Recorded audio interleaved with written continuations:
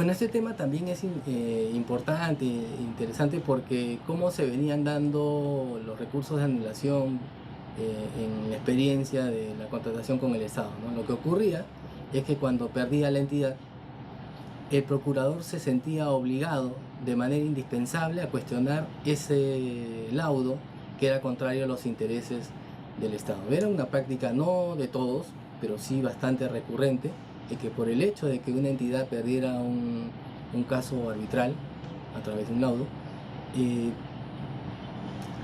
busque algún tipo de recurso de anulación, algún supuesto, perdón, de anulación para dejar sin efecto ese laudo, ¿no? Era una práctica que, es más, que algunos procuradores pensaban que era obligatorio para que no digan y no cuestionen mañana su gestión, ¿no? A pesar de que el laudo de repente había sido declarado en derecho sin ningún error ni inconveniente, eventualmente algunas entidades, algunos procuradores, lo que hacían era seguir el recurso de anulación por ahí, por cualquier otro tema que se pudiera plantear en el caso concreto, ¿no? Entonces era por eso una práctica muy difundida, que una vez que perdía una entidad un proceso, se presentara algún tipo de recurso de anulación del laudo, y obviamente al no tener mayor sustento se recurría a la vía judicial, se cargaba la vía judicial de manera innecesaria, porque finalmente en la vía judicial, en el recurso de anulación del laudo, se decía que no había un supuesto, una causal para poder anular el laudo, ¿no? Entonces era más tiempo, más recursos del Estado invertidos innecesariamente, ¿no? Y claro, también tiene consecuencias patrimoniales, porque por ejemplo en el caso de un laudo que ordena la ejecución de pago de una obligación dineraria, se estarían generando más intereses en contra del Estado, ¿no? Entonces no es un tema mínimo, era un tema importante, y era un desgaste de recursos innecesario el seguir la controversia a nivel judicial buscando algún tipo de recurso de anulación del laudo.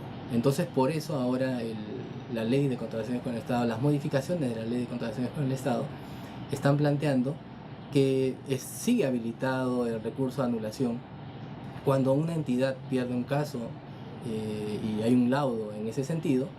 Puede estar habilitada el recurso de anulación, pero para que se pueda presentar es necesario que existan dos aprobaciones.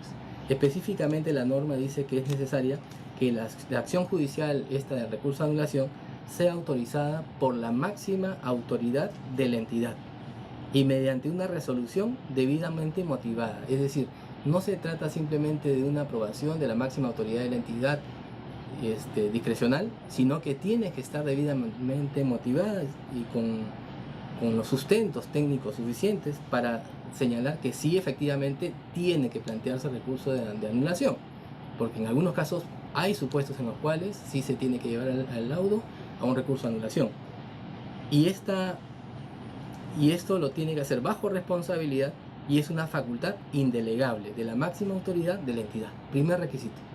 Pero adicionalmente, la autorización tiene que ser aprobada por el titular del sector, ¿no? Si se trata de una entidad, tiene que pedir de todas maneras del titular del sector, ministro, ¿no es cierto?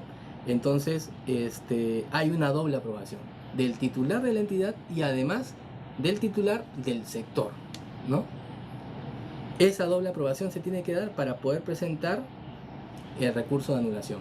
Y cuando la entidad que piensa presentar el recurso de anulación es un ministerio, la norma señala que en este caso la segunda aprobación tiene que ser a través del Consejo de Ministros.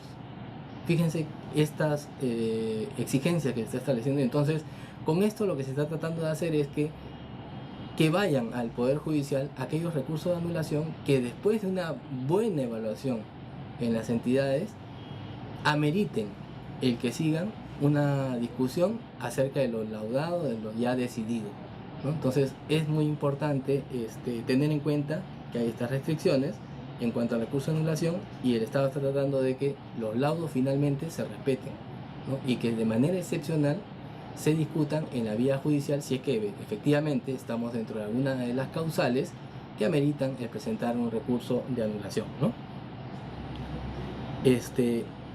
Y aquí se cierra el tema de que el procurador se sienta obligado a presentar el recurso de anulación, con la siguiente frase. Dice: los procuradores públicos que no interpongan estas acciones, recurso de anulación, no incurren en responsabilidad, ¿no? Es decir, si corresponde, entonces sí tienes que sustentar y tienes que hacer el trámite de la doble aprobación para poder presentar tu recurso de anulación. Pero si no corresponde, si no hay causal, si el laudo está bien dado, si no tiene ningún defecto, ninguna causal de anulación, entonces en ese caso sí, no tienes responsabilidad. Si no tiene ningún problema el laudo, no tienes responsabilidad si no presentas. Pero si hubiera algún tema, sí tienes que seguir el trámite del laudo de la aprobación. Lo cual me parece que es muy positivo para que se respete finalmente lo que efectivamente es el laudo. El laudo es definitivo e inapelable. Y que no se haga como ahora, que se intenta, como si fuera un recurso de apelación, como si fuera parte del trámite, el recurso de anulación. Entonces por eso me parece que está bien. Cuando corresponda, entonces se podrá plantear el recurso de anulación. Y cuando no corresponda, no corresponde, no hay ninguna responsabilidad del procurador en estos casos.